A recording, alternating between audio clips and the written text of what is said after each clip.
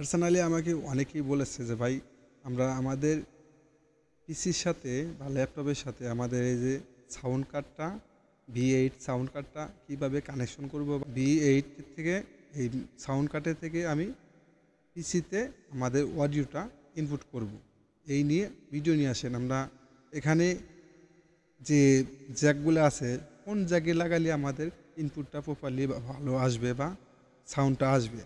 তো আপনাদের যে এখানে জ্যাক আছে এই জ্যাকগুলা থেকে আপনারা কোনটা নেবেন, তিনটা জ্যাক পাবেন।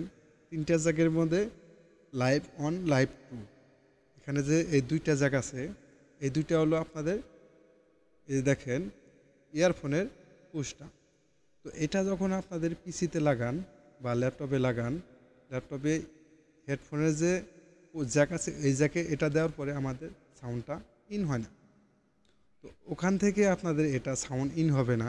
আপনারা নেবেন হলো এই যে এইচবি কেবলটা।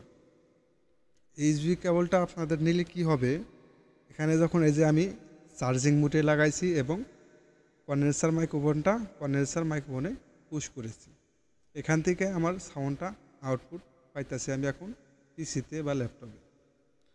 তো এই এইচবিটা আপনাদের চার্জিং মোডে লাগালে হবে কি আপনাদের এটা চার্জিংও হবে এবং অডিওটা ট্রান্সফার হবে, ডাটা ট্রান্সফার হবে। তো এইভাবে যদি আপনি আপনার পিসির সাথে কানেকশন করতে পারেন তাহলে আপনার প্রপারলি একটা ভালো সাউন্ড কোয়ালিটি পাবেন। তো এখানে আমি আমার মনিটরটা সব কিছু বাড়িয়ে দিয়ে রেখেছি। এখান থেকে আপনাদের কানেকশন করলে পারে আপনারা বুঝতে পারবেন এখান থেকে সবগুলো আপনাদের কোনটা ভালো লাগে বা কোনটা ভালো হয়, ভয়েসটা আপনার চয়েস অনুযায়ী আপনি সেট আপ করে নিতে পারবেন। তো এই ছিল আজকের ভিডিওটা, কীভাবে পিসির সাথে এই সাউন্ড কার্ডটা কানেকশন করে আজকের ভিডিও থেকে জানতে পারবেন।